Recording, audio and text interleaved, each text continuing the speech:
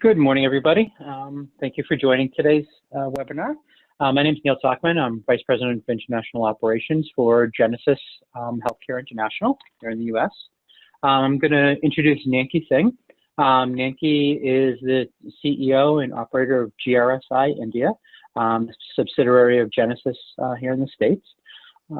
Nanki, I'm going to turn it over to you. You can introduce Genesis and GRS India and open up the call. Sure, thank you. So welcome everybody. It's my pleasure to have the entire universe of Rehab services in India on this call. We have all major players here. Most of you are not first-time participants. All of you know about Genesis India, so I'm not going to delve into who we are and what we're trying to do.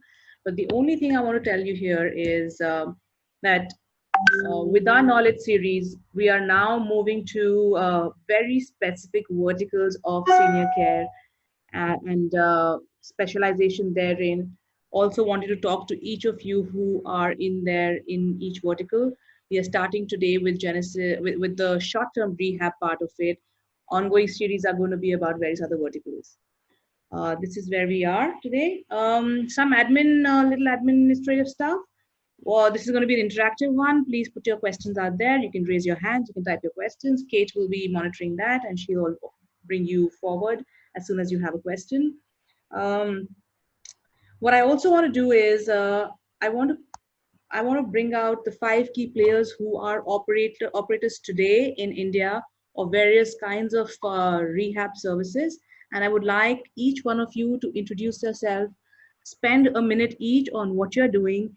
How long have you been in the business and what you think of the business? And I'm going to start with Raj at Kites. Raj? Kate, you want to unmute Raj?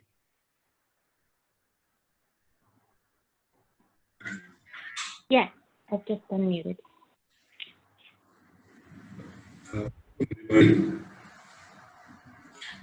This is Raj from Bangalore. Thank you, Nanki, for including us in this webinar. Your sessions have been very, very useful, and my team follows this. And in fact, I've been doing a broadcast with internal team members as well. So we are a niche geriatric care services provider in Bangalore, and we have 3 verticals. We provide geriatric care for the elderly at home, which is the home care vertical. We also operate 2 assisted care facilities, which is more into transition care, palliative, and supportive care. And the third and the last of the vertical is where we provide medical care services to the elderly and retirement communities in India. So we currently operate about four senior living communities in Bangalore and Chennai. And so the core principle is medical care for the elderly, which is geriatric care. And the intention is to keep them active and support them through the active aging process as well. Thank you so much. Okay. We have, thank you, Raj. We have Dr. Sudhanshu from Finland who's trying to join us. Kate, he's having trouble signing in. He's asking for a link again and again. It's going to the registration link. Can you just send me the ID, Zoom ID, so I can send it to him again? In the meanwhile, let's go to Suvitas. We have somebody here from Suvitas. Vikram, right? Sorry, Vijay. Vijay, you're there?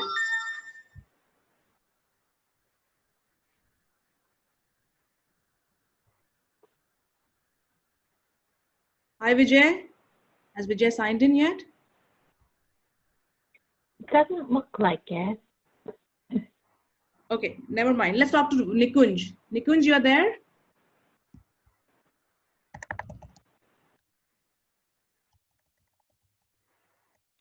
I have unmuted you. Right, Nanki, can you hear me? Yes, we can hear you. Hi guys, this is Dr. Nikunj, rehab specialist by qualification. We run rehab facilities in the state of Gujarat, in the small town of Baroda. So primarily our focus is on geriatric rehab. To be more specific, we receive patients for the long-term care, primarily from the background of neurological and orthopedic issues. We currently have around 55 beds, and we operate at roughly 80-85% of occupancy. Thanks, Nanki. Thanks, Nikunj. We're still hoping for the other 3 people to join. That's Rahul from Abacos. Abacos is a joint venture between Apollo and COS of Italy. Dr. Sudhanshu from Finland, who runs Porvo in India. And we're looking at Vijay joining from Civitas. So we can continue that introduction in a bit, and perhaps we can get started on our side. And I will hand this over to Carolyn. No, sorry, Diane. Diane, all for you. Yeah. Bear with me.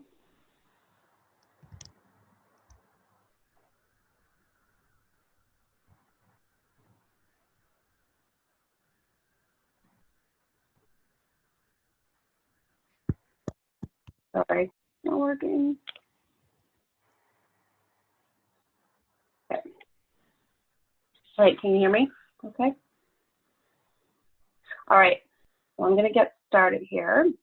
So I'm going to start us off talking about the short-term rehab model. First off, my name is Diane Kirchleiber. I am a Senior Director for Clinical Business Operations with Genesis. I'm just playing with my screen here so I can see everyone. Okay, so I'm going to start us off with short-term rehab. So we also use the term short stay interchangeably with short-term rehab. And so the core standard of this program is that it provides intensive rehabilitation and services for patients leaving the hospital, but they're not quite ready to go home. So these patients have subacute rehabilitation and medical needs related to acute illness, injury, or exacerbation of a disease process. So the short-term rehab model provides an environment for patients with similar goals and clinical needs. These patients don't tend to want to go into a nursing home with long-term care patients. They want to be surrounded by individuals who are working towards the same goal. In 2012, Genesis developed its own brand of short-term rehab called Powerback Rehabilitation. And this was due to a demand in the market for shorter post-hospital patient recovery periods, as well as fewer discharge setbacks. So the singular goal in our Powerback model is for patients to get their power back.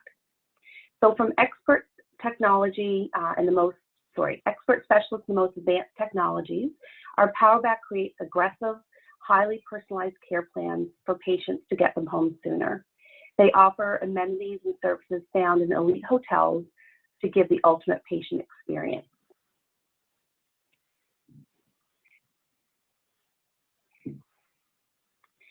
So our short stay model is a very distinct model of care. So you're going to see expanded clinical capabilities. We have full-time on-site physicians and nurse practitioners to address the subacute medical needs through this rehabilitation period. We have state-of-the-art technology in terms of therapy technologies. We have large rehabilitation space with home-like features and extended hours to meet the patient needs. We have patient-directed care planning and scheduling, expanded dining services, as well as enhanced guest services and amenities for outstanding customer experience. So we're going to talk about some of these elements in today's presentation.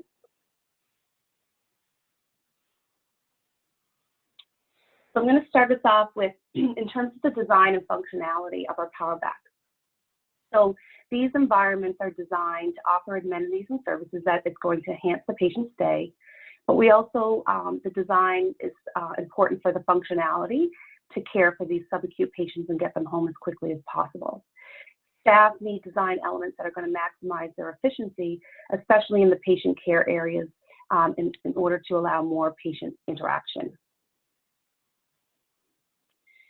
So we're going to start off with the patient room design. So here you can see a couple pictures from one of our Powerback facilities. All patient rooms, or larger rooms that we call suites, they should be private with a window to the outside, and they include a private bathroom with a shower.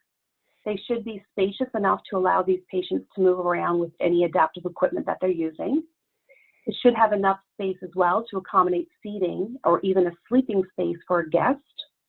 It should have a desk space and chair, a closet for personal belongings and storage of linen in the room. Other healthcare requirements, so a patient electric bed with controls, built-in IV poles, piping for oxygen, charting space for providers as well. Other amenities that you're going to see in our PowerBack facilities are going to be designer curtains and bedding, similar to upscale hotels, small refrigerator, a wall-mounted flat-screen TV, and smart technology such as automatic lights and ports to connect devices. In terms of the private bathroom, it should be connected to the patient room. You're going to see shower with seat and appropriate safety devices, including grab bars and call bell for patient safety. Again, it should be spacious enough to allow the patient to move around with any adaptive equipment. And it's going to have elements of luxury, including spa-grade towels and accessories. In terms of the patient units, again, they should be designed keeping in mind enhanced efficiency. So the unit configuration is usually such that the reception area should be near the entrance so that patients and visitors are greeted upon entry into the unit. It should include appropriate enough storage rooms, so linen supply area with enough space to store those movable carts so that, that are used to stock the in-room linen closets, and also keep them out of the hallway so that it's not a distraction or in sight of patients and families. There should be appropriate storage rooms for treatment carts and equipment, secure medication room, also as many windows as possible to provide natural light, pantries with easy access for patients and their families to get snacks and so on, a patient and family meeting room for care conferences, and also just the general decor and artwork similar to an upscale hotel. The PowerBack facilities, the units have an access to outside gardens or an open air courtyard. And as well, you'll see some common space on the unit for patients to get out of their room with other patients. So in terms of those common areas, again, we want to get the patients out of their room for that socialization and wellness. So there's going to be sitting areas and functional spaces throughout the unit, but also the entire facility. Space for recreation and activity programs should be considered as well throughout the facility, so not just on the patient unit. Typically, our main floor has additional common areas with a specific purpose. So we have movie theaters, library, games rooms. These are just some of the additional spaces that's going to provide those enhanced amenities and allow patients to spend outside of the rooms and converse with other patients for that support and camaraderie. Salons and gift shops are also common to our PowerBack facilities.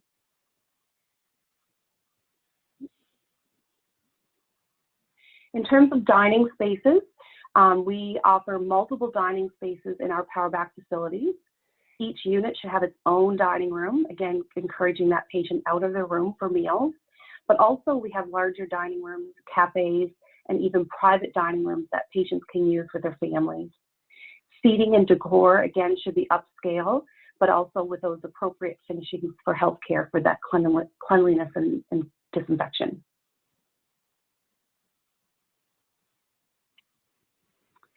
Outdoor spaces, these should be accessible by wheelchair and walker for the residents to get outside with appropriate walking paths and seating.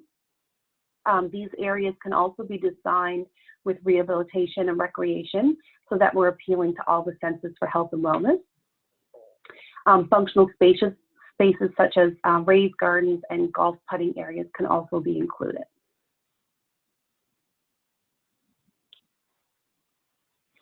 So rehab space obviously is going to be very important. This is going to be a key driver to the success of your PowerBack short stay rehab model.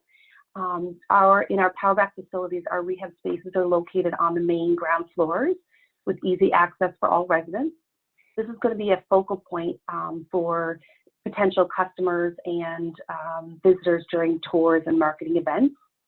The therapy space is typically divided into functional treatment areas, which are used by our PT, OT, and speech to deliver customized interventions to meet the patient goals. So we have areas specific for gait training, balance training, strength and conditioning, and also those activities of daily living, including meal preparation and cooking, so that we can get them as ready as possible to return home safely. Our rehab gyms are equipped with state-of-the-art and modern-day equipment for this patient population.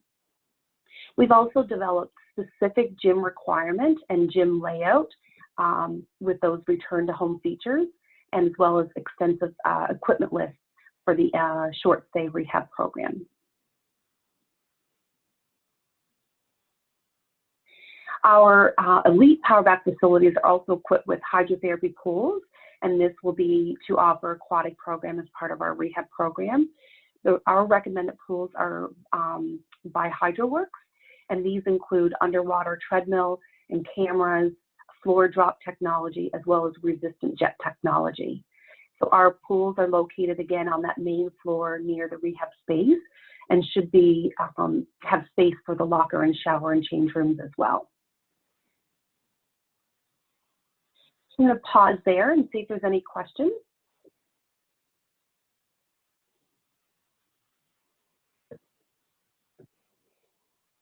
Thank you, Diane. Nancy, if you want to introduce the other people that have joined. Yes, yes, and then we can go on to the questions, yes. So for the benefit of the people who just joined, I just want to say that we have 5 key operators from India over here who really form the larger universe of rehab. We already spoke about Raj from Kites, and Raj gave his introduction. He's based out of Bangalore. Then we have Nikunj from Ahmedabad. Dr. Sudhanshu from Finland. Do you want to speak a little bit about Porvo and your experience so far?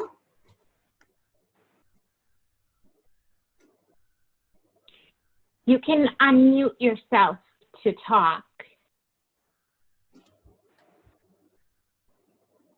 Dr. Sudhanshu? Kate, there's Dr. Sudhanshu Tyagi.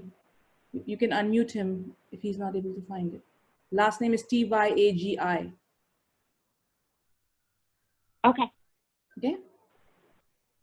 I have unmuted you. I did it. Okay, perfect. I did it. Thank you. Thank you, everybody. Yeah, my name is Sudhanshu Tyagi. I'm based in Finland, but we have a subacute unit in India, in Delhi. And we started it 2 years back, now almost 2 years back, and we are with our licenses. We have a license of nursing home, but we do not admit patients other than patients requiring a midway help. Yeah, patients with ventilators, patients with requiring assistance, 24 hours assistance. And yeah, this at least in Delhi, we don't see very much this concept yet. And we are now 1 year down the lane. We are still trying hard to bring to the notice of to the doctors, to the managers in Delhi hospitals that there does exist a facility which can help the patients before they are sent home. So this is in short what it is as of today. It's located next to a hospital in Delhi. And Nanki has visited it and has seen it. And we are not into that much of rehab and as yet, yeah, but maybe with time we will also get ourselves involved into rehabilitation. But at this moment we have 17 beds for patients who really need assistance and help moving from hospital to home. Right. That is what, in short, we are doing. Thank you. Thank you, Dr. Tyagi. we have with us Dr. Subha Reddy from Apocos. Apocos, as I mentioned, is a joint venture between Apollo and COS from Italy. Dr. Subha, you want to speak a little bit about Apocos? Kate, last name is Reddy, R-E-D-D-Y.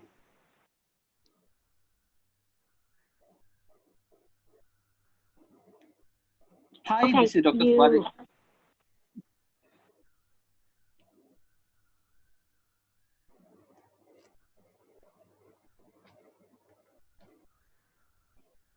Did he mute himself again?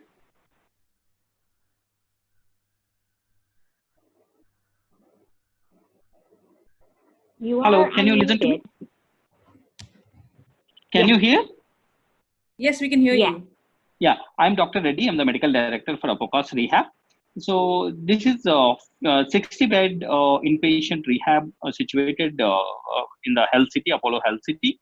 So this is a joint venture between Apollo Hospitals and the COS Rehab. So basically, we take like a lot of inpatients, and our occupancy is around 70 to 80%. And most of these patients are requiring the neuro rehab. So the majority of the patients are neuro rehab. We shift the patients with tracheostomy, and then we have around 40% of the patients are tracheostomy patients, and with sometimes spinal cord injuries, head injury, and then the strokes, not. And then like around 10% we get pulmonary rehab, and we get around 10% orthopedic rehab. We have a physiatrist, and then we have the doctor 24/7. I am a neurointensivist.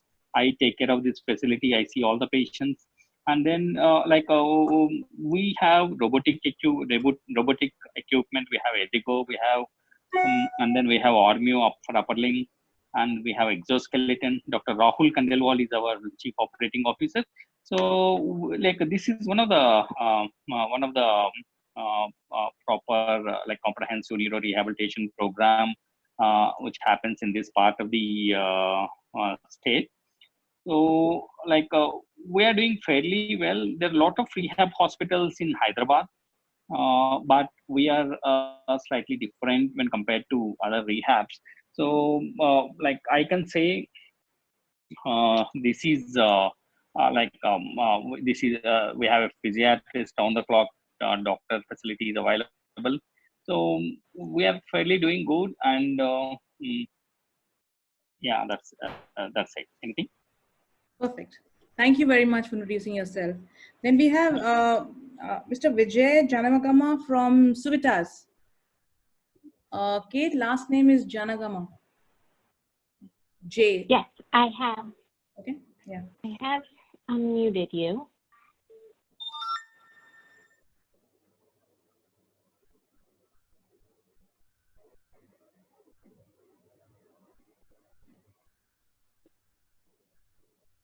Mr. Vijay, you're there?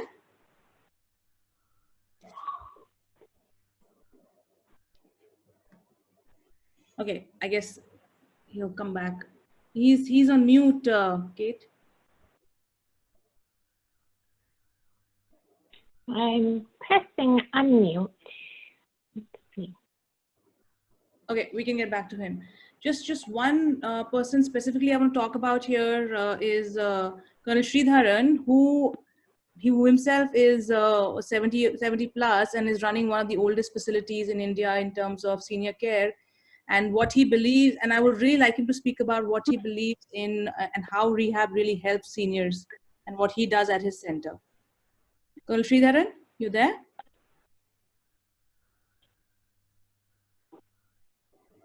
Yeah.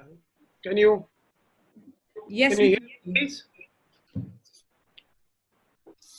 Can you hear me? Absolutely, we can. Good evening to everybody. I'm Colonel Sridharan. I'm an ex-army guy, veteran, but I've been in this field of senior living for 16 years. And in the bargain, I also became younger. Yes, I do attach. When I started, I didn't have anything to do with assisted living or dementia care or any other care. I thought life was very easy and nice. But as we aged, my people whom I take care, my company takes care, we found that we were not up to the mark. In India, the expectations are slightly different. We don't have this demarcated, of independent living and assisted and memory care, etc., etc. People expect to be taken care of once they join you, and we can't have all types of care, but definitely we try to have assisted care in every single retirement community that we have today, including the ones which we didn't have, we have created. And yes, rehab is very, very important according to me, the short-term rehab and the long-term. I have patients with short-term who have got hip fractures, who we couldn't take care in their respective houses. They are moved to the care center, and we, with the help of physiotherapy and some rehab equipment that we have, and not what we saw today, it is mind-boggling. I can't even think of it. But this lady was refusing, said that she'll never go back, but she went back to her house in about 3 months' time. We ensured that she went back to her dwellings and her normal life, and she was only 85 at that time. So we have long-term people also with stroke, and we have a number of patients with multiple issues of stroke, with the Parkinson. We had a gentleman who came to us in a wheelchair, but it took us about 9 months with physiotherapy and rehab, and we made him walk and took a video of him. Sadly, he's no more. He lived up to 86. So today, I think as we age, we need to look at rehab. I have got my own wife who had both the knees replaced, and we needed a short-term rehab for 3 months before she could be mobile totally. So it's a very important thing, both short and long-term. And all retirement communities today in India will look at this, and it's a huge requirement. And I don't know how many of us will be able to fulfill those requirements in a variety of manner, but definitely you're opening my eyes. Thank you very much, Nanki, for having me. Thank you. Perfect. Thank you very much, Colonel Sridharan. So I think Kate, Vijay wants to chime in from Suvitas.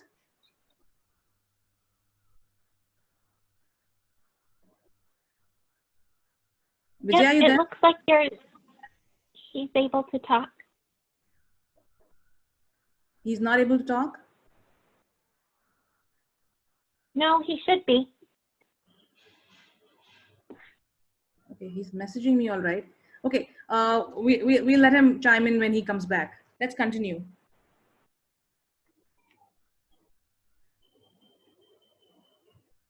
Okay. All right, so I'm back. So I'm just going to answer a couple of questions that I saw come through the chat room before I move on.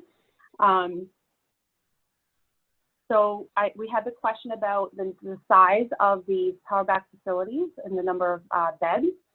So it varies, but our power back standalone facilities can range from 100 plus to 150 beds, and with 20 to 24 patient beds per unit.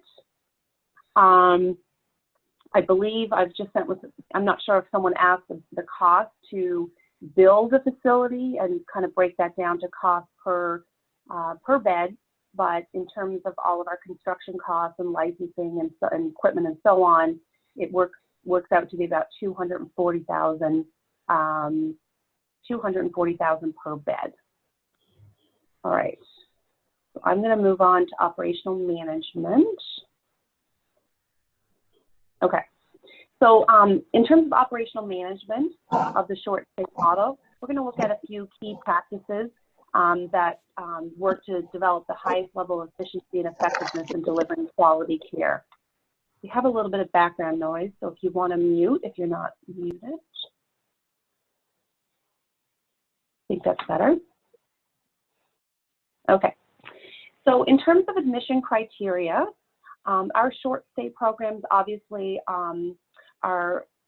admit patients with medical conditions that require professional nursing and rehabilitative services with the goal of returning home to their prior living situation. So in order to be admitted to our power back facilities, potential patients for short stay must be willing to participate in the program, which is an intensive program Patients might participate in 3 or more hours of intense rehab per day, have a discharge destination prior to their admission. So before they come in, we have to have a known discharge destination. And they must meet our short stay guidelines for medical, nursing, and rehabilitative care, which is also approved by their pay provider. So in the US, that would be Medicare or another insurance provider. There may be other criteria for the short stay admission, depending on the facility and services available. For example, if patients require multiple physician orders and vital signs and labs per shift, they may not be ready for this type of subacute care. Also, if patients exhibit any disruptive behaviors or danger to themselves or others, or have a diagnosis of advanced dementia, they may be more suited to another healthcare environment to take care of their needs.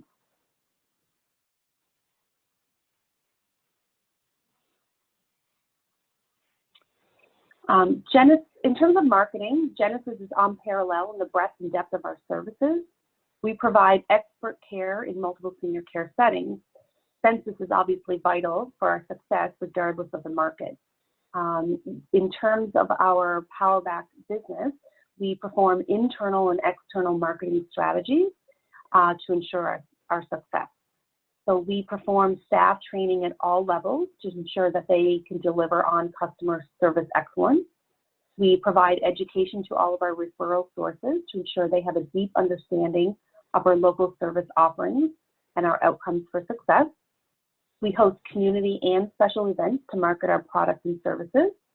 And we share our success stories to show value in our care and the good work that we're doing. These are just some of the strategies. Genesis has developed our own marketing toolkit for the PowerBack short stay model. And this is to ensure that at every level, our employees do their very best to promote our business in a positive light so that we can achieve remarkable business results.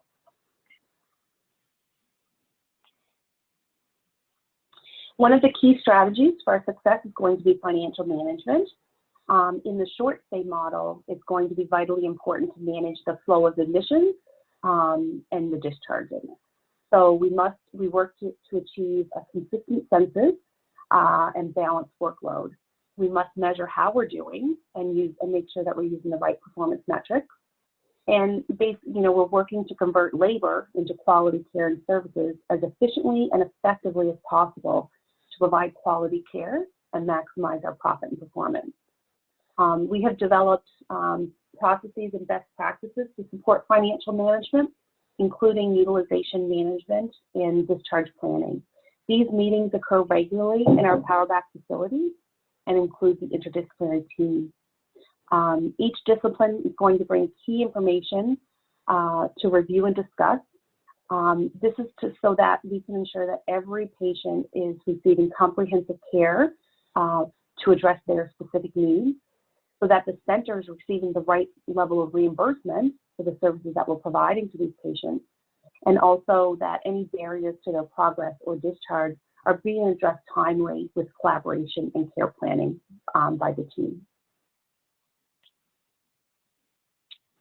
In terms of performance metrics, we measure so that we can improve on our outcomes of care. We measure so that we can make sure we're doing things safely for the patient.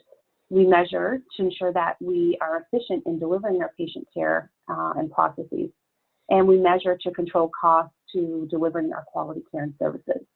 Genesis utilizes performance metrics, and we also have a performance metrics scorecard, which is a consolidated comprehensive report that pulls metrics from various systems, tools, and software, and so that our leaders can analyze our performance, set goals for improvement, and monitor for quality assurance.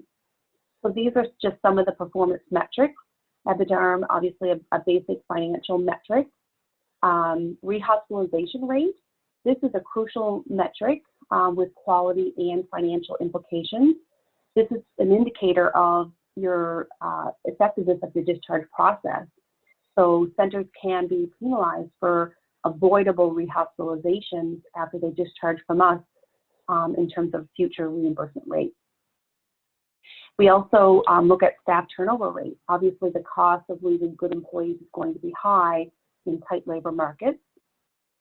We look at staffing hours per patient per day and labor costs per patient per day as it relates. So staffing hours and labor as it relates to census needs to be managed efficiently so that we don't overutilize our resources. Operating efficiency, another key metric that measures the efficiency of delivering our quality care and services to the patients in this population. So we need to use the right amount of staff, the right amount of resources for optimal business performance, but to also meet the goals of the patient and provide quality care. We have clinical and rehab outcome measures within the rehab department and just in our clinical department. We measure employee satisfaction. How our employees are satisfied and engaged at work is important. Positive engagement results in employees working towards the betterment of our company. They're more motivated to provide quality care and excellence in care. Ultimately, this is going to support employee retention, customer satisfaction, and just overall positive business performance. And finally, we measure customer satisfaction. We use the Net Promoter Score, which measures willingness of customers to recommend our products and services. It's going to give us a gauge on overall customer satisfaction and loyalty to our brand, our Powerback model. This can influence our marketing efforts and strategies, support our census, and again, overall business success. So I think that ends my part of the presentation. Are there any questions before I pass it over to Caroline? Diane, there is a question, and I'm sorry if you had already answered this, but what is the capacity of a Powerback rehab unit? Yes, so they range a little bit, but our Powerback facilities, the total census will be a range over 100 up to 150. And typically, depending on the configuration, you're going to have about 20 to 24 beds. And again, those rooms are set up as private. And also each unit would have some maybe larger suites as well, where patients may pay out of pocket for even a larger room. So it's about 20 to 24 beds per unit. Thank you, Kate. Okay. I just want to chime in here, Kate. Just one moment. I really think that Dr. Subha Reddy can speak about the units that they have in Apicos. Dr. Subha, you have some private suites and then you have shared rooms as well. Is that right? And in your experience, the private suites work better?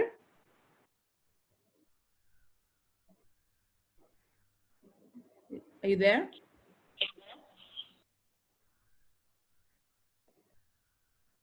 Dr. Tyagi, in your experience, private rooms work better? Unmute myself. Yeah, hello. Yes, I think Rahul has joined us also, our managing director at the Poro facility, but I think, yeah, the private suites should work better, and yeah, we are, to be very frank, we are really facing at this moment awareness problems with the community in Delhi. We do not have enough of the hospital doctors believing in that. They want to keep these patients as long as they want to keep them, and then later on they want to send them home, and they want to send them home. But coming back, yeah, to your question, I think, yeah, it should be that if people want private rooms, then of course for a private room we need to have higher charges, yeah, because you need to have a devoted nurse, you need to have a devoted GD in there. So, but yeah, a lot of patients do prefer if cost would not be a constraint. Perfect. Rahul, who's the CEO of Apicos, has also joined in. He wants to weigh in on the rooms. Rahul? Hi, can you hear me? Yes. Okay, great. I mean, we started the facility with a mix of private and twin sharing rooms. And over time, what we have seen is that given that the patients need to stay for a long period of time, they do prefer the privacy of a private room. And there's definitely more demand for private rooms at this point of time. Also, in terms of infection control, private rooms work out much better than public rooms. So that is definitely, as long as the cost is something which the patient can bear. Patients only choose sharing rooms when they're unable to pay for private rooms. Perfect. And the census, Rahul, that you have in private room is almost 80%? Yes. Is that right? Yeah. Okay. Perfect. Let's continue. Okay, we have a couple more questions here. What is the duration of rehab given per day?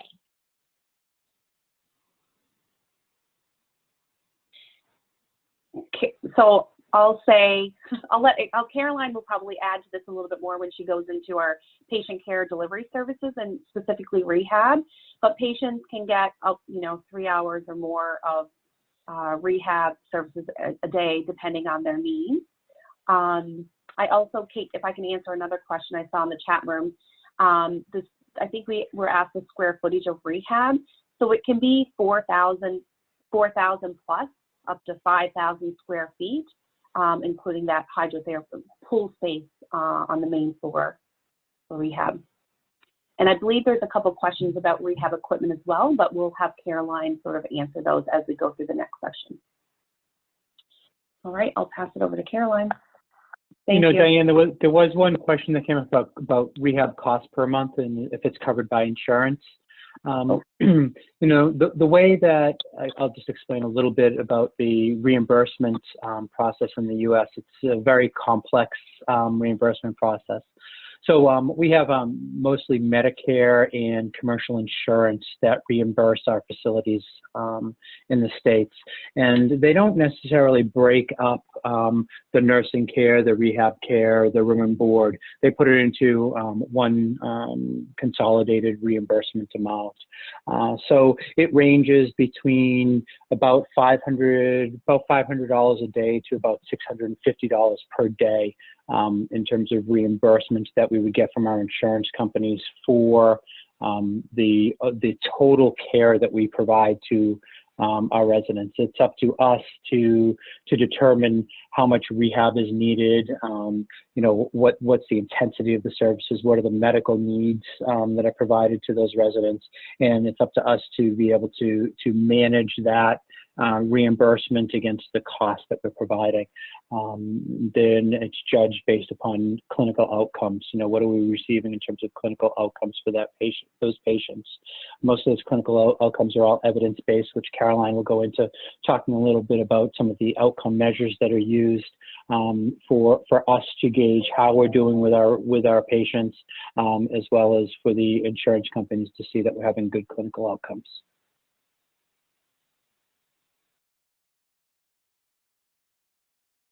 Great. Thank you, Neil and Diane, for answering those questions.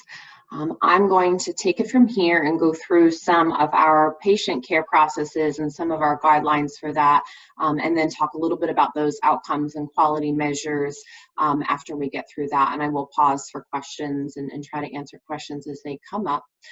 Just to introduce myself, my name is Caroline Brown. I'm the Senior Director of Clinical Rehab Operations for our team. I'm a physical therapist, and I support our team in looking at all of the aspects of patient care from a therapy standpoint and the integration of our rehab services with the medical side and nursing and physician services to ensure that we're meeting all of the patient's needs in multiple settings, from short-term care settings to long-term care environments. Okay. Hopefully you can all see my screen. All right, so going over some of the patient care delivery elements, our short-term facilities have some very distinct processes and guiding principles that help make the short-term care its own model of care and distinguish it from other care versus long-term care. So first and foremost, our care is patient-centered. This is really focusing on honoring the whole person that we're caring for, as well as their family, respecting their individual choices and values, and ensuring the continuity of care throughout their stay. Patient-directed care is where the patient plays a very integrated role in their development of their plan of care, and the patient is very proactive in managing their daily activities to ensure that it aligns with the overall goals of their stay. Again, as Neil mentioned and as Diane mentioned, we are very outcome focused, which allow us to utilize evidence-based practices and standardized outcome tools to track the patient's progress over time, and which allows us to be able to show our organization's effectiveness and prove and show to our patients their ability to progress within our center, which allows us to market that to the community as well as our stakeholders. We strive with our evidence-based care that helps us strive for safe, reliable, and effective care delivery with all aspects, from physician, nursing, and rehab services. In our facilities, we try to promote vitality and a teamwork-based environment, which supports our employees through professionalism and career development opportunities. We have value-added care processes that focus on the Lean Sigma approach, so that way we can ensure that we are delivering the most effective and producing minimal waste of supplies, minimal waste of labor, and being as cost-effective as possible. Our clinical teams include our physicians, nurse practitioners, physician assistants, registered nurses, licensed practical nurses, and nursing assistants. The rehab team includes physical, occupational, speech, as well as respiratory services and licensed therapy assistants, recreation therapists and assistants, guest services, social services, dietitians, and pharmacists, just to name a few in the short-term environment. This highly skilled team meets the medical, rehab, psychosocial, nursing, and recreation needs to ensure the patient is able to reintegrate into their community. This team also goes through regular, rigorous clinical skills competency checks as part of our organization, as well as many licensed individuals go through an annual education requirement to maintain their state and or national licensure. Together, each discipline recognizes that no one discipline is the primary focus for the patient, and that we all work together and collaborate to ensure that we're providing high quality care and achieve those clinical outcomes for that patient. The patient assessment starts from before they even enter the facility. The short-term facility sends out someone to the hospital to do a pre-admission assessment to determine if they meet our qualifications for our facility. Then once the person is in our facility, each discipline provides a comprehensive assessment as soon as the patient arrives. The assessments are done timely and are prompt to determine preferences for the patient and to help education the patient on what to expect during their stay, whether that be from scheduling or their care team, to help familiarize them with all of the faces that they will come into contact with during their stay in our center. The patient scheduling includes the therapy schedule, which is obviously first and foremost what they're there for. Therapy tries to integrate patient preferences and work with the care team to ensure that the therapy delivery is scheduled around medical needs and other treatments, and in collaboration with, so we can ensure that we're getting the most out of each and every one of our therapy sessions. The interdisciplinary care team after each discipline does their assessment, they meet and they put together a care plan. This care plan meeting happens within the first 48 hours of the patient's admission to the center. This care plan includes all goals for the patient and the patient's identified goals, and all interventions that will be used to address those goals during the stay. Once the team meets, then the patient and/or family is invited to a care plan meeting, which occurs within 72 hours of admission. That is where this care plan is presented, discussion occurs, and discharge planning occurs, and answering any family questions. The clinical stand-up meetings are held daily and include the interdisciplinary team. The team identifies and manages the day-to-day changes in the patient's condition and plans their care and schedules future treatments. Shift communication is a formal shift report that's given between shift workers, typically nursing, to ensure that there is effective and efficient communication of the patient's current status and what the patient needs going forward into the next shift. Patient and family education is essential in the developing of an effective and safe discharge home and prevents unnecessary rehospitalization. So this happens throughout the patient's stay and during some of these key meetings. Once the patient is admitted to the facility, that is when discharge planning starts. It starts day one. This is so that way we can ensure that the discharge home prevents minimal or no backslides, and to ensure that all of the patient's needs are met while within our facility, and also once they return home. All community resources are set up for them. Each team member works collaboratively.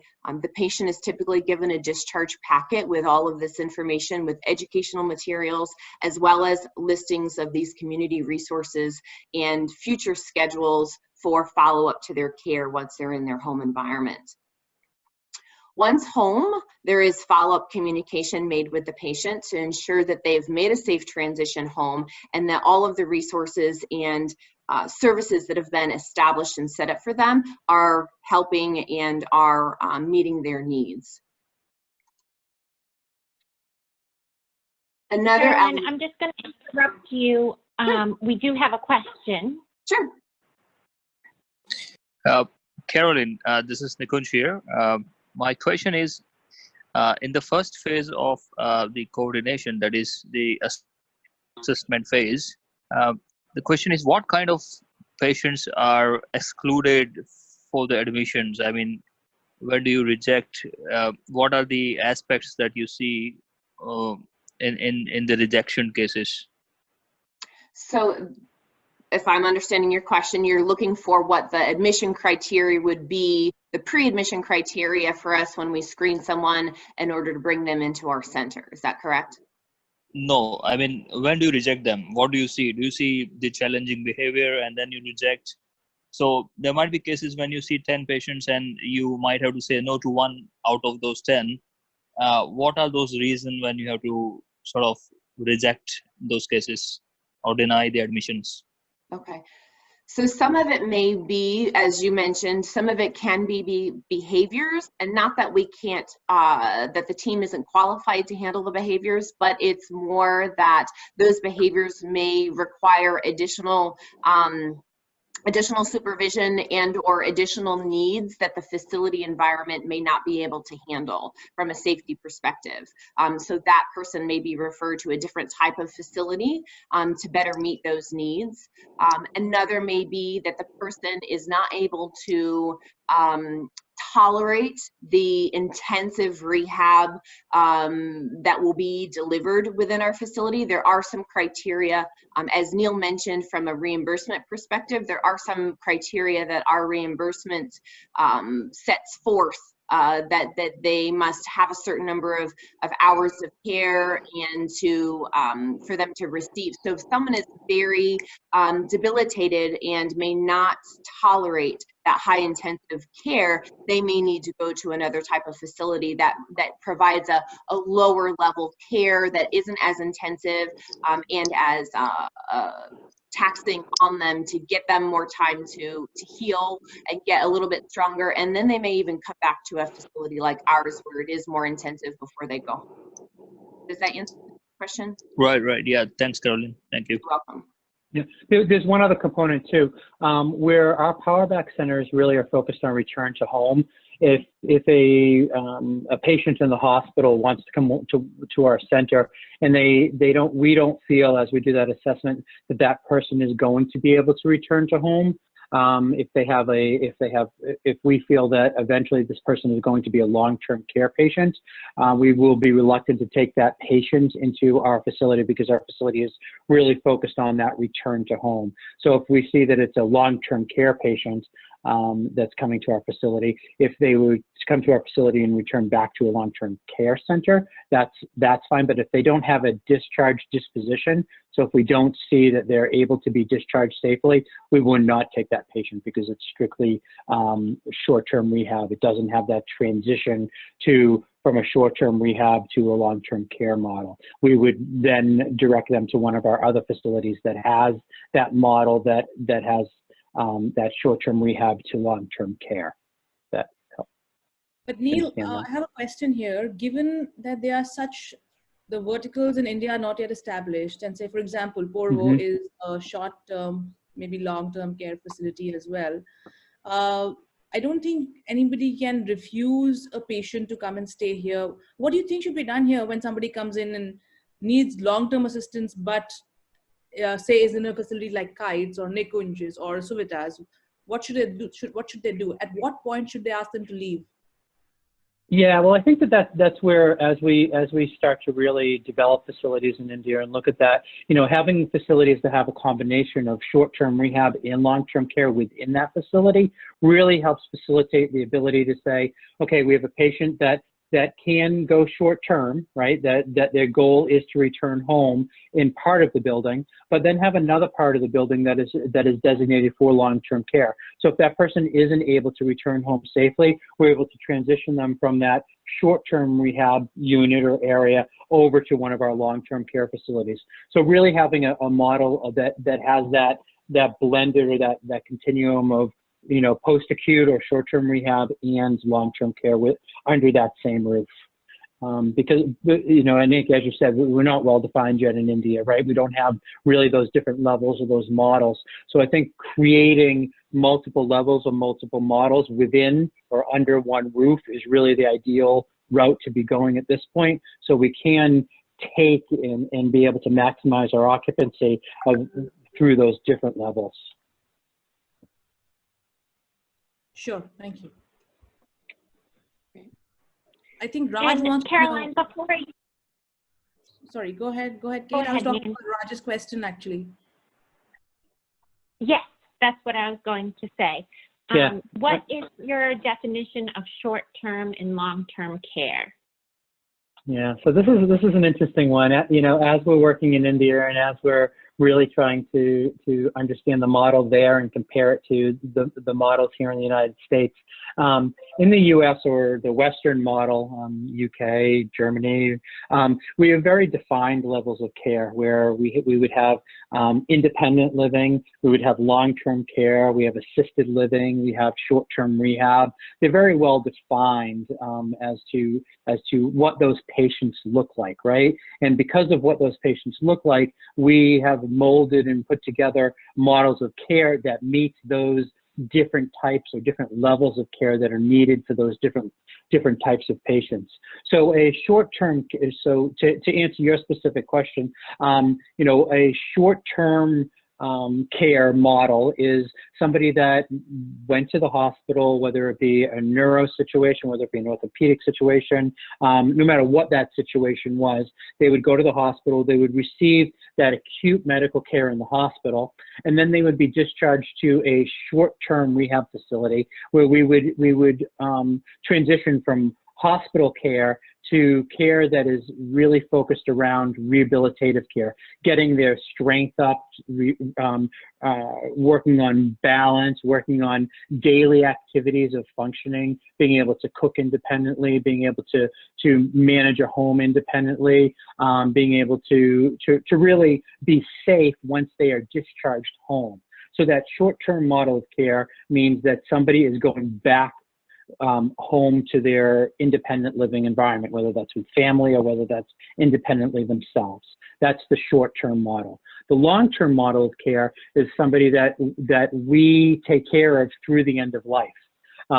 So somebody would come in, they need assistance with bathing, they may need assistance with dressing, they may need assistance with meals, they may need some medical assistance, managing medications, taking care of any medical complexities that they have, and they stay with us for the rest of their lives. So a long-term care model is they come to us, we take care of all of their specific needs, both custodial and medical care, as well as psychosocial, recreational, activity, and really give them a good quality of life, making them feel good about their living environment on a long-term care basis. So those long-term care patients don't necessarily discharge home. They stay with us for the remainder of their life. Dr. Reamer, I hope that answered your question.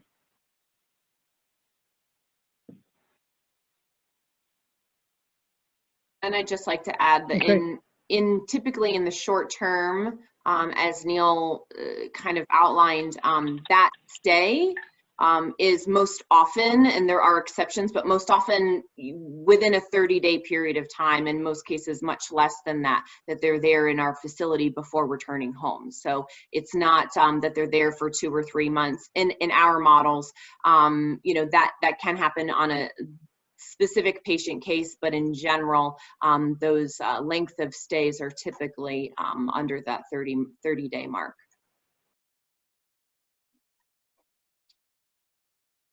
Okay.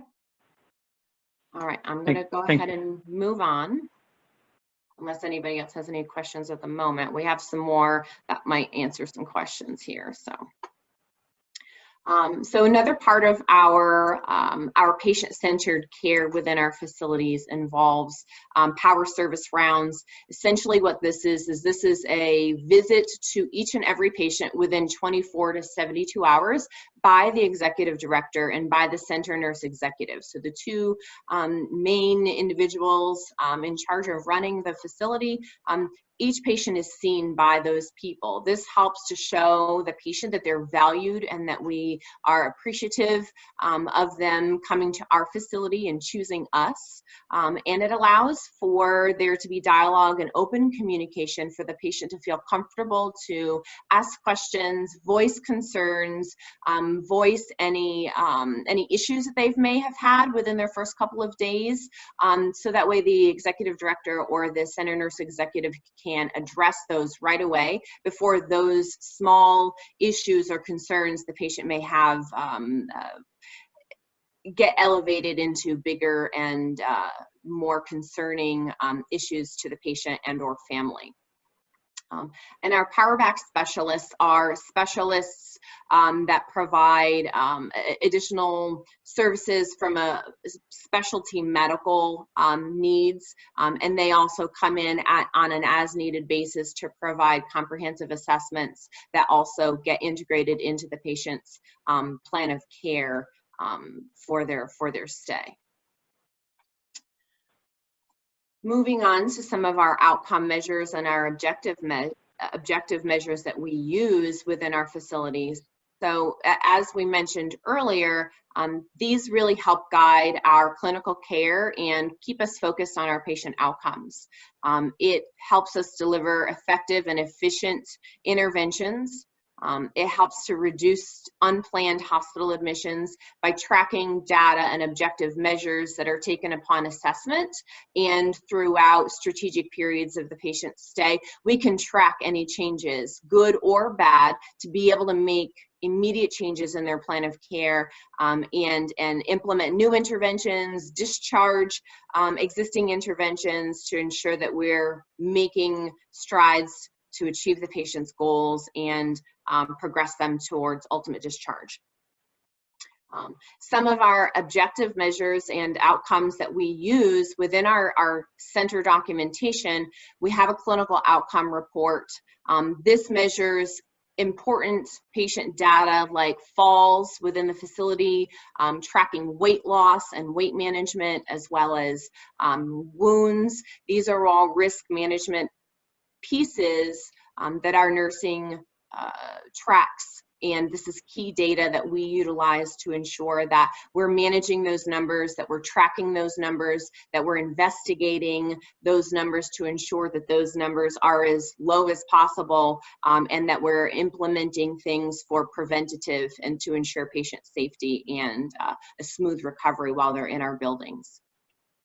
Again, length of stay, we just talked about this. We have reports that track the patient's length of stay when they're in the facility. So each center tracks this, and this can be pulled on a weekly, monthly, quarterly, yearly basis, so they can understand where their performance is. And obviously our goal is a safe discharge home as quickly as possible. So those are established reports that we look at very often. Patient satisfaction, Diane mentioned this earlier. This is something that after discharge, the patients are sent a satisfaction questionnaire, and it is typically sent by a third party, so we can get as anonymous information as possible, and we can get really true, transparent feedback on their stay, so we can take that and we can implement change and make this stay better per location and per facility based on that information that we can gather. We also pull reports on the patient's discharge location and disposition. So are they returning home? Did they have to return to a different type of facility? Did they go to an assisted living instead of a home environment? Where did they end up going when we discharged them, and what was that discharge? Did they have continued needs, or did they meet all of their needs within the center? And then our rehab specific outcome measures. So that is the rehab plan of care. When they do an initial assessment, they're performing an initial objective measure tests. We have many. Some of them that we utilize quite often are the modified Barthel, which looks at ADL function, the patient's ability to dress and bathe themselves and transfer, as well as mobility. And other objective measures like the physical performance mobility measure that is used to track a person's ability to independently get in and out of bed, stand up and sit down, walk distances. These measures often provide us with quantitative data that can tell us how much assistance a patient may or may not need once they're discharged home. Okay, they may have goals established where in their home environment they have someone that can help them. So we can use some of these tests to identify, is the patient at a particular physical level where they can go home with a safe discharge with support or independent functioning. So our physicians at our Power Back model are provided by our Genesis Physician Services. This is our internal physician group practice that has the background and experience to manage the complex medical needs of the patients in the short stay setting. This includes physicians, nurse practitioners, as well as physician assistants. And as mentioned before, specialists such as cardiologists, pulmonologists, psychiatrists are integrated into the care team when there are specific needs for the patient. The physician practice guidelines in our short stay environment are that they provide an assessment for new patients within 4 hours of admission. They participate in our stand-up meetings, where care conferences and clinical meetings to discuss the patient and hear their progress and help update and make any changes that need to be made from a medical standpoint. They also assist in the engagement of the patient and family throughout their stay for education on test results, medical findings, and the plan for future treatments. And they also assist in communicating the discharge plans for the patient with the patient's primary care physician to ensure that smooth transition home into the community. The nursing care team includes registered nurses, licensed practical nurses, and certified nursing assistants. This team is responsible for the total care of the patient, which includes assessments, care planning, education, discharge planning, medication administration, ADL management, hygiene, and other restorative care. Each person on the team performs the functions that are appropriate based on their licensure and their certification. The care manager, which is led by a registered nurse, is responsible for the overall communication and coordination of care. They lead such things as the team huddle, which is a short, quick stand-up meeting that allows for a rapid exchange of information. This is performed at a minimum of 3 times per shift. For each individualized care plan, the care manager gathers all nursing information and represents the team at the patient care conference. During the daily clinical stand-up meeting, the care manager is responsible for communicating with the physician, nurse practitioner, and physician assistant, and other team members that are represented in the clinical stand-up meeting. During change of condition, the care manager ensures that all assigned patients are effectively assessed and changes in condition are reported promptly so they can be managed by the medical team. And during discharge, the care manager collaborates with the interdisciplinary team, and it's responsible for the overall discharge planning. From a staffing model, each state here in the US has different requirements and has different minimum requirements for some of our centers, but in general, our Powerback centers provide approximately 4 nursing care hours per patient day, depending on the patient acuity and the total census of the building. So each patient is assessed by a registered nurse within 1 hour of admission or when there's a change in condition. And we use many sophisticated staffing tools to help manage our nursing teams within our centers based on census and based on needs. For social services really focuses on the psychosocial, emotional, and economic problems associated with our patients and their illness.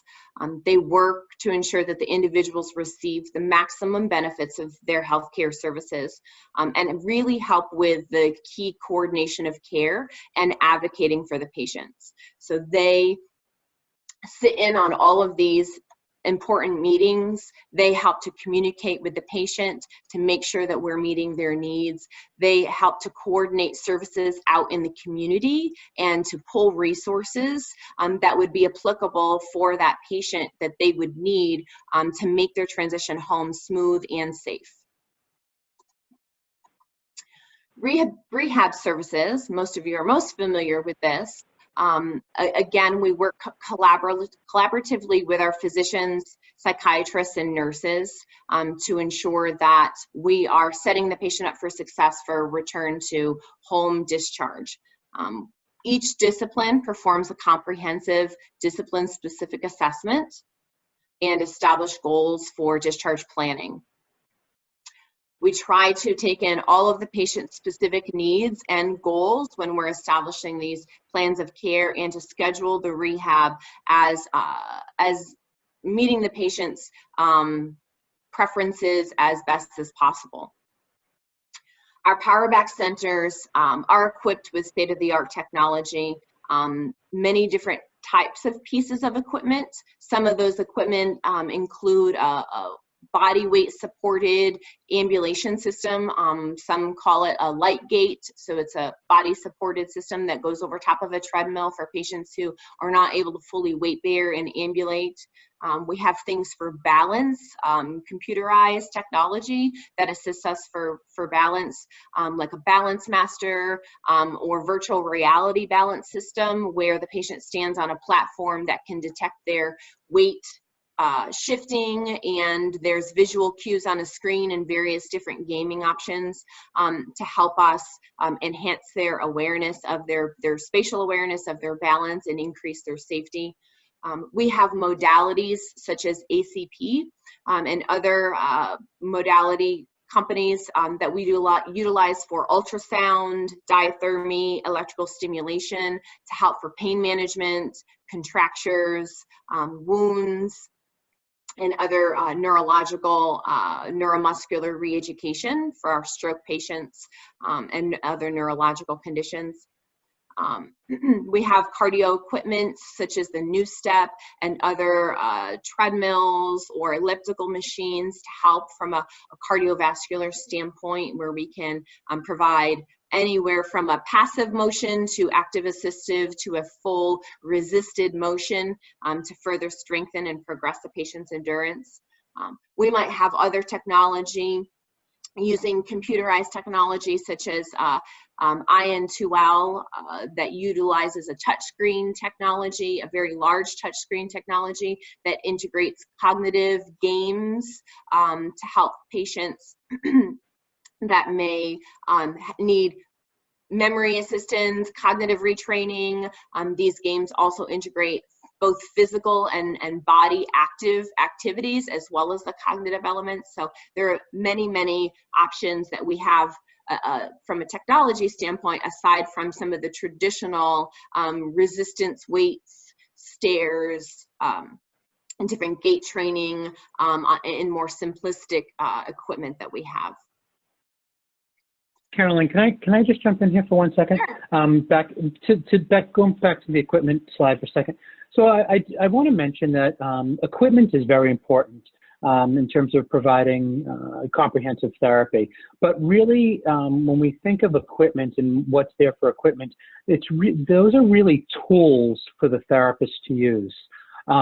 Equipment is not going to cure a patient or be able to provide the true therapy that's needed to get a patient to the real highest functioning level. It's really about the therapist and the training and the therapist understanding what the goals are of that patient and how to utilize the equipment to meet those specific patient goals.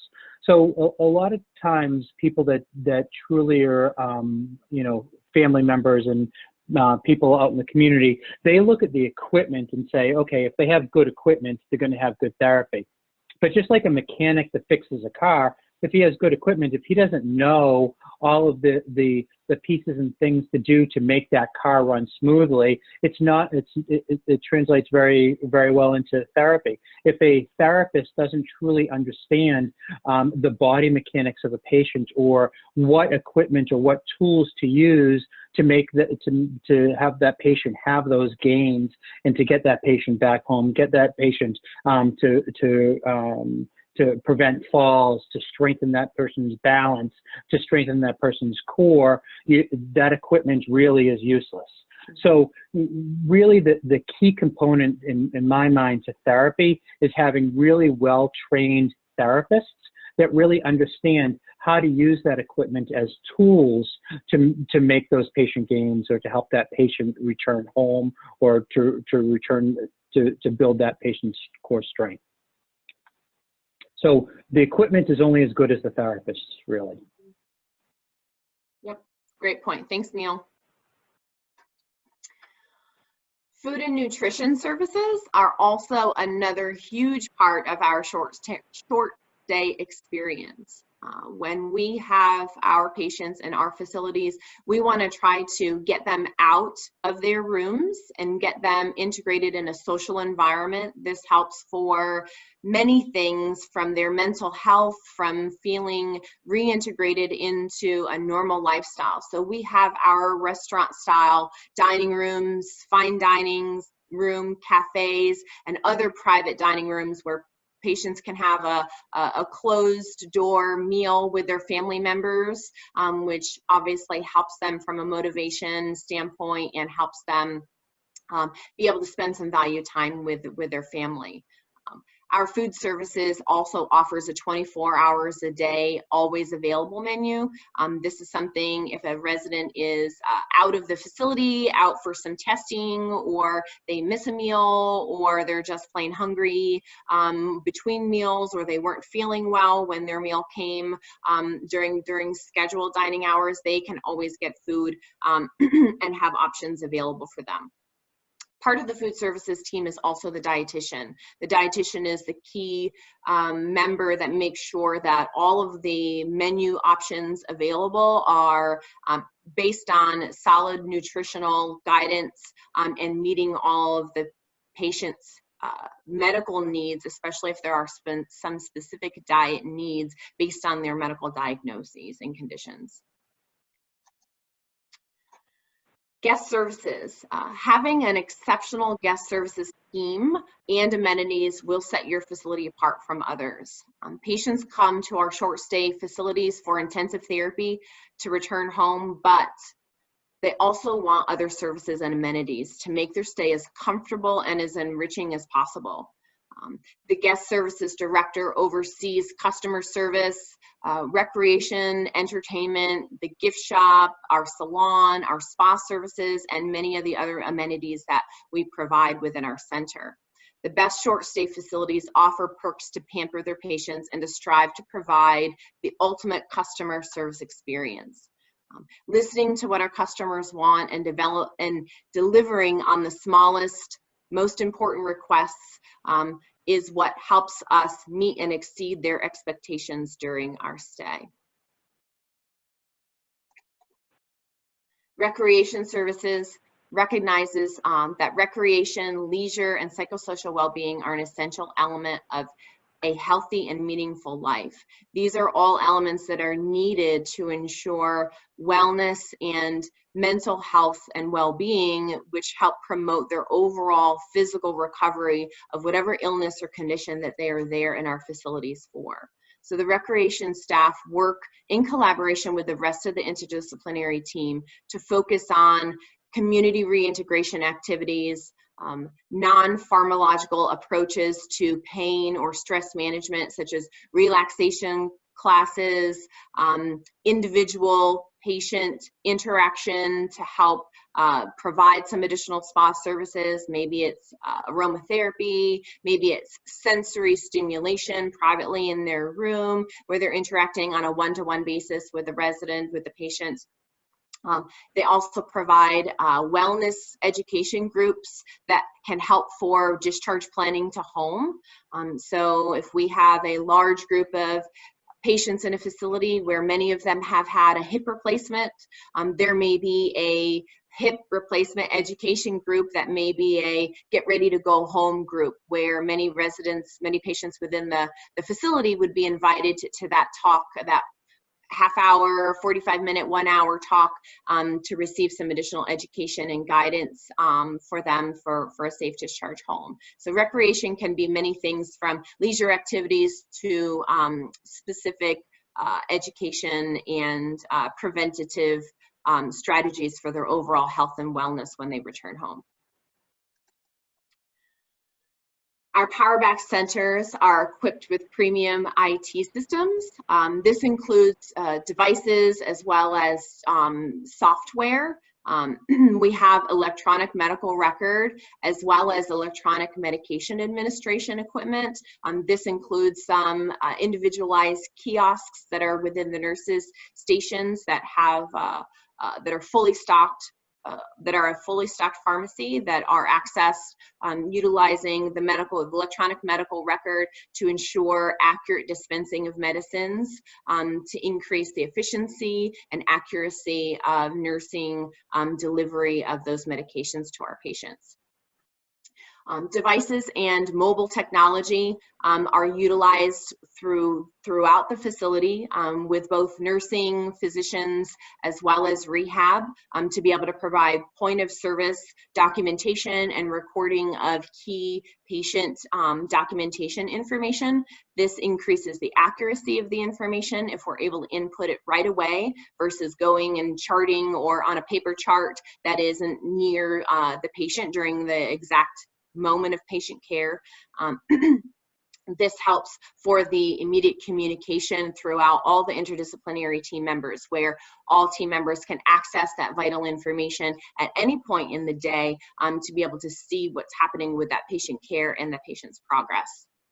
And our guest services also utilizes this technology, whether it be handheld devices or other mobile technology, to do bedside, in-room, individual, meeting the needs of the patient. Right now, given the current situation, we're doing a lot of family visits with the COVID. We're doing a lot of family conferencing utilizing the technology in a one-to-one capacity for our patients so they can stay connected.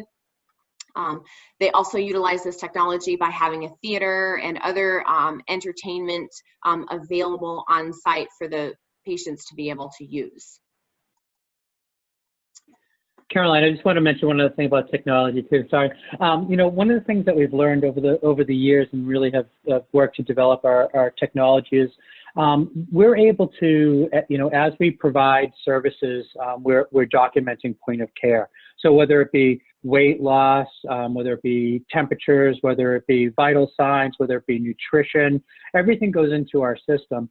And then we have what are called customer risk reports that come up, and it shows changes in a patient. So if a patient is showing some weight loss, somebody isn't eating as well, somebody has mood changes, it flags it for us so we can put a little bit more attention to that specific patient. So we've seen really great outcomes in using our technology to be able to almost predict or prevent patient decline. So it's been a great tool, and we've developed a lot of technology that really helps keep that patient at a higher level of care, that prevents decline, prevents fallback.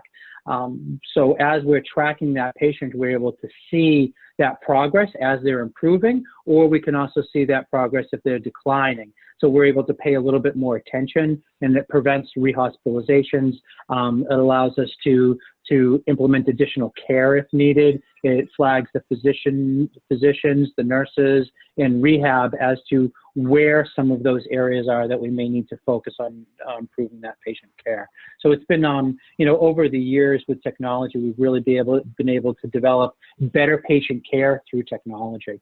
It flags things for us. So that's a really important piece as you're starting to develop your facilities.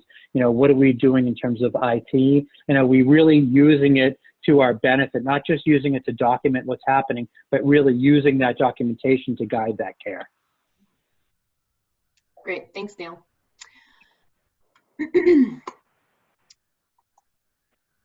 Our patient customer experience philosophy, I've mentioned this throughout, that is sort of a driving theme for us within our Power Back centers, and ensuring that the patient, family, and our staff have a positive environment and a positive experience.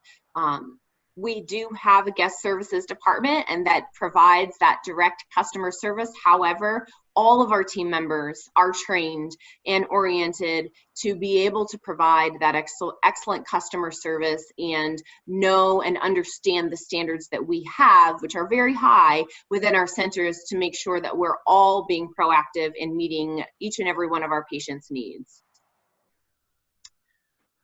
Okay, I know we have some questions, but there's only a couple slides left that I want to get through, and then we'll open it up and we'll do all of the questions then, because there's only just a couple of things.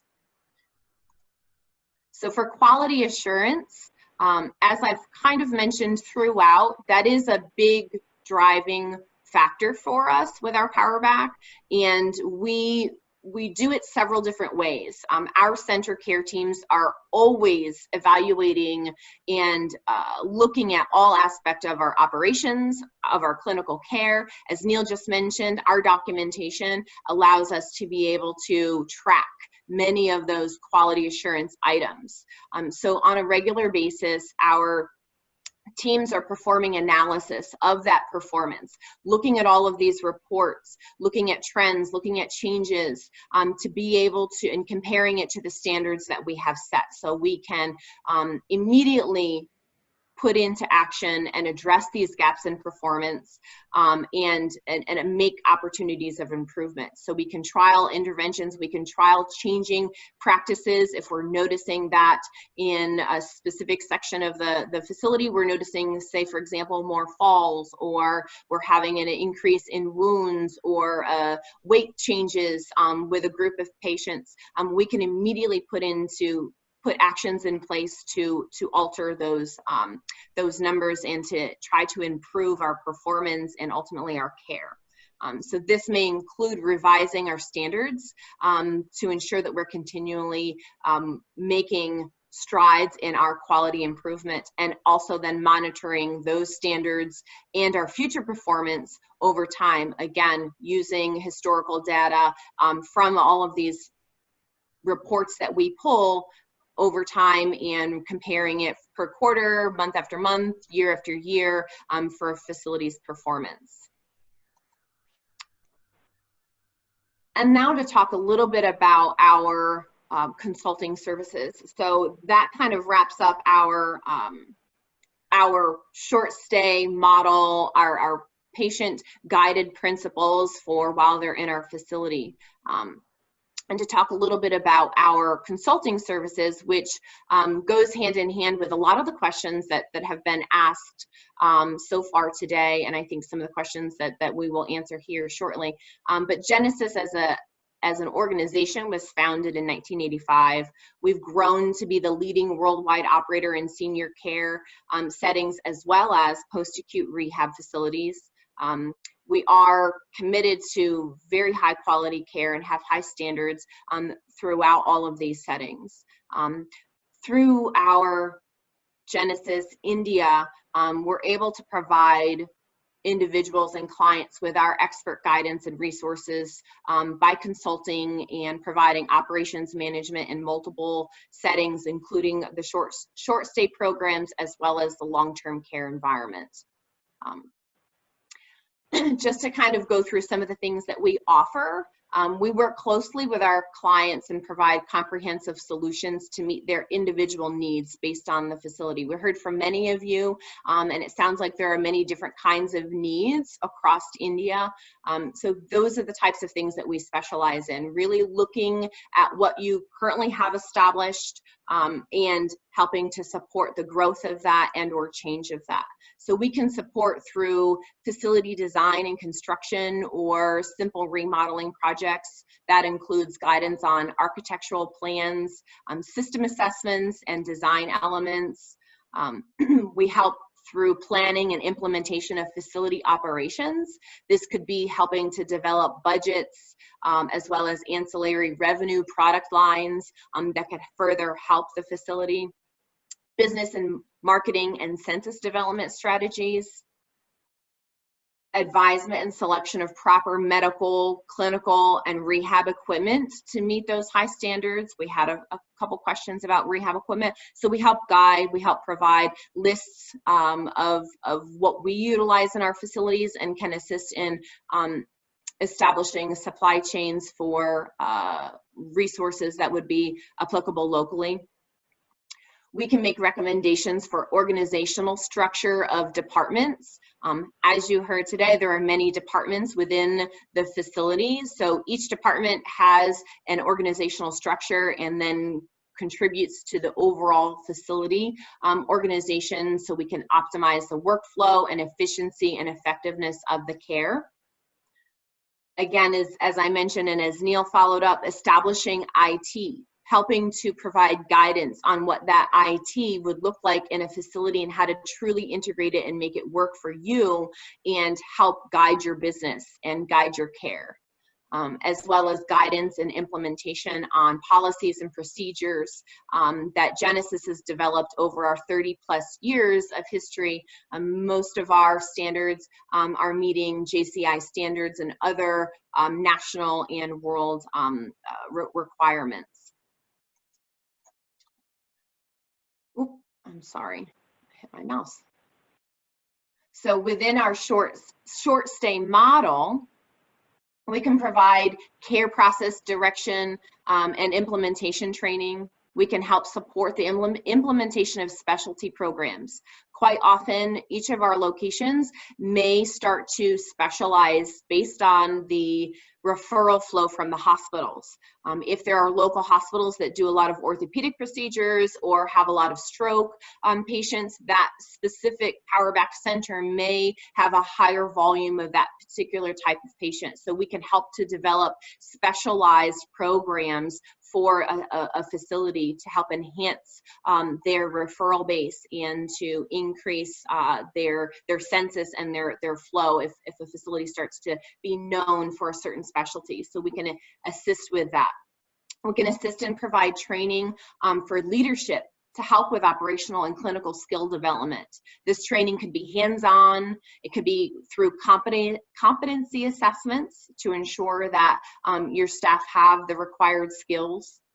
We can also help with support a train the trader model to establish the sustainability over time, where we train a key group of leaders within your organization, and then that group of leaders is then in charge of rolling that information out and that training out across the organization or the facility to ensure that sustainable practice and that those sustainable carryover. And we can assist in the orientation and training of non-clinical staff to further enhance customer service, knowledge, and expertise and behaviors within your organization.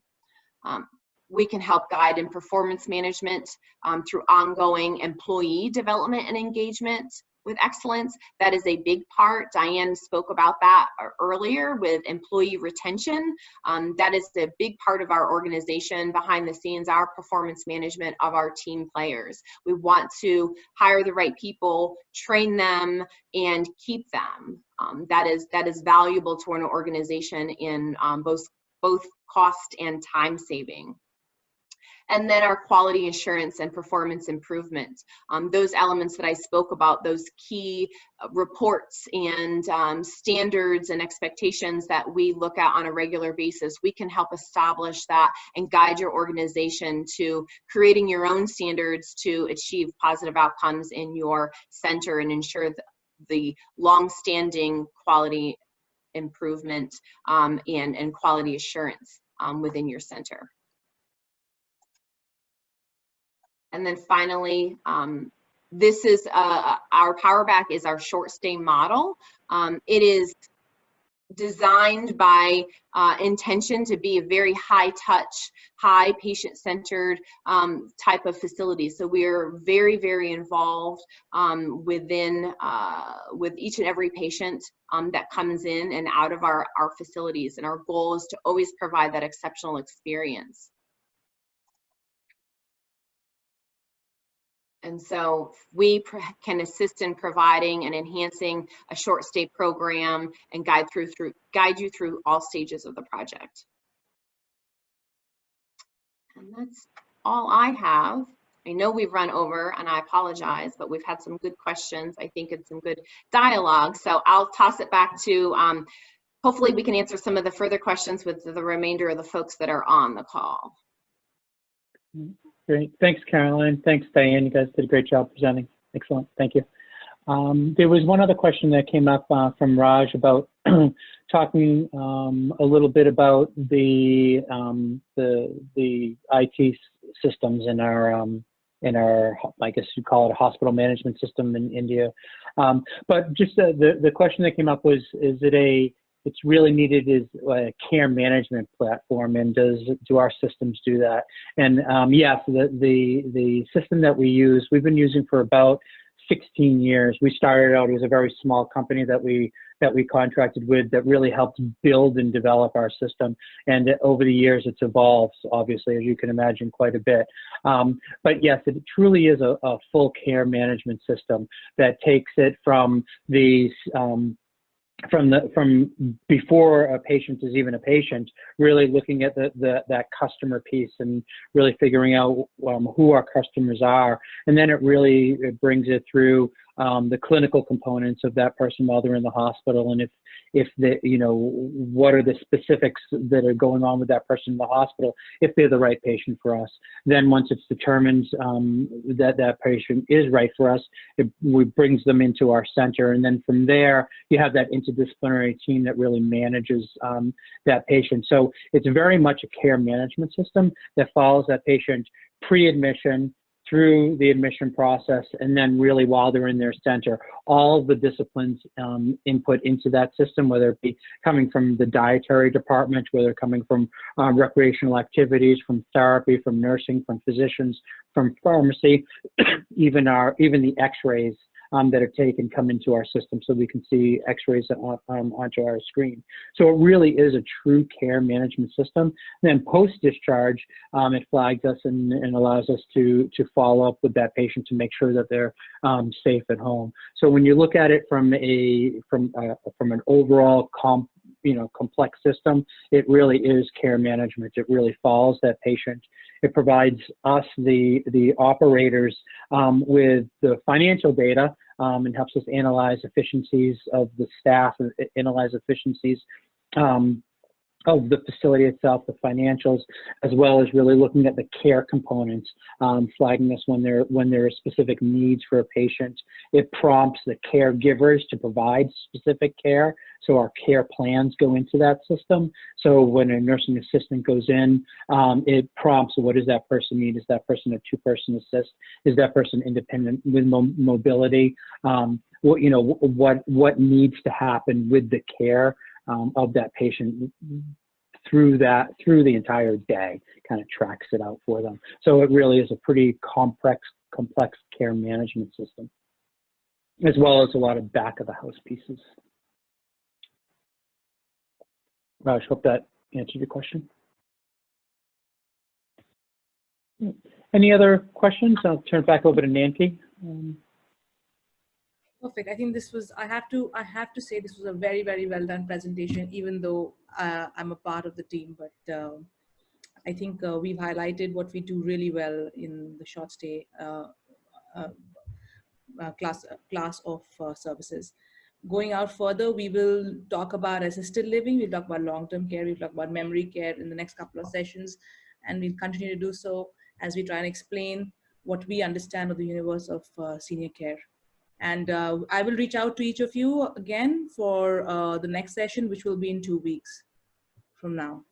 And if you have any questions, please let us know. We will put the presentation up and you're welcome to take a look at it anytime. Thank you, everyone. Great. Thank you all. Thank you.